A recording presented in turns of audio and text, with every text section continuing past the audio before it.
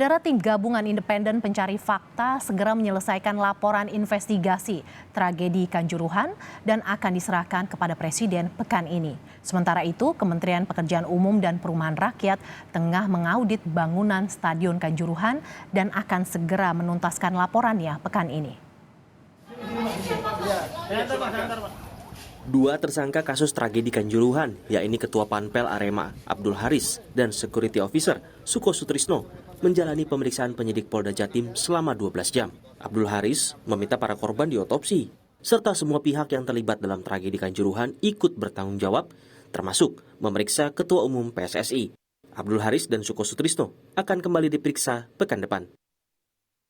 Segera otopsi dan juga yang masih di rumah sakit segera diperiksakan penyebab sampai sekarang belum sembuh. Dan kami mengikuti proses hukum ini sebagai tanggung jawab saya selaku di Aremania, dan mudah-mudahan segera dilancarkan, diusut sampai tuntas siapapun yang melakukan, karena ini adalah tragedi kemanusiaan. Saya mohon kepada semuanya, kepada pihak terkait agar segera diusut tuntas. Sementara itu, 3 polisi yang menjadi tersangka tragedi Kanjuruhan batal diperiksa penyidik Polda Jawa Timur kemarin. Ketiga tersangka mengajukan penundaan pemeriksaan karena belum didampingi pengacara. 3 orang anggota, yaitu Kompol WS, AKPH, dan AKPBS tadi juga sudah datang. Namun demikian yang bersangkutan mohon waktu untuk diundur. Karena apa? Karena yang bersangkutan datang tidak didampingi oleh penasihat hukum.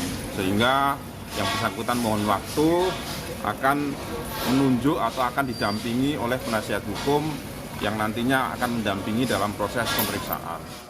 Seiring penyidikan polisi, tim gabungan independen pencari fakta yang dibentuk pemerintah segera menuntaskan investigasi. TGIPF menemukan adanya penggunaan gas air mata kedaluarsa oleh aparat di lokasi. Bukti-bukti penting yang didapatkan dari lapangan saat ini sedang dikaji dan sebagian juga sedang diperiksakan di laboratorium. Misalnya menyangkut kandungan gas air mata. Apakah daluarsa itu berbahaya atau sejauh mana tingkat kebahayaannya, lebih berbahaya atau lebih tidak berbahaya daripada yang tidak daluarsa. Tim juga menemukan bahwa gas-gas yang disemprotkan itu sebagian dari yang ditemukan itu adalah yang sudah daluarsa. Dalam Sapa Indonesia Pagi, Anton Sanjoyo, anggota tim pencari fakta yang juga wartawan senior harian Kompas, mengungkap beberapa temuan terkait penerapan standar pelaksanaan pertandingan. Ya, kami menyimpulkan bahwa ada pengabaian sebetulnya, jadi pada prosedur standar yang sebetulnya sudah juga dipahami pada tingkat level asosiasi ya, dalam hal ini PSSI. Tetapi memang itu pengabaian itu sudah berlangsung belasan tahun karena ketidaksesuaian antara katakanlah aturan FIFA yang menyatakan misalnya bahwa di lapangan itu tidak boleh ada penggunaan pengendali massa terutama yang namanya gas air mata. Dan itu selama bertahun-tahun itu saya meliput, dan misalnya juga tidak boleh ada petugas kepolisian yang berseragam dengan full gear, dengan helm, dengan tameng, dengan tongkat, itu tidak boleh ada. Tapi kan bertahun-tahun itu terjadi dalam sepak bola kita. Jika tim independen bergerak mencari fakta penyebab tragedi, Kementerian Pekerjaan Umum mengaudit kelayakan Stadion Kanjuruhan.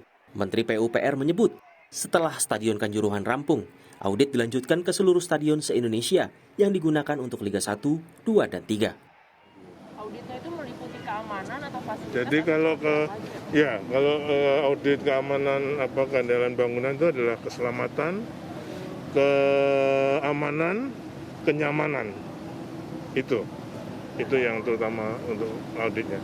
Kayak misalnya di GBK seperti di waktu kita merehab GBK untuk Asian Games, itu ada standarnya 15 menit harus full, harus bisa kosong selamat. dengan kapasitas yang berapa? 80.000 itu. Kini, tim gabungan independen pencari fakta tragedi Kanjuruhan berpacu dengan waktu. Sebab Jumat pekan ini, hasil temuan dan rekomendasi akan diserahkan kepada Presiden, menguak fakta yang telah dikaji. Tim Liputan, Kompas TV.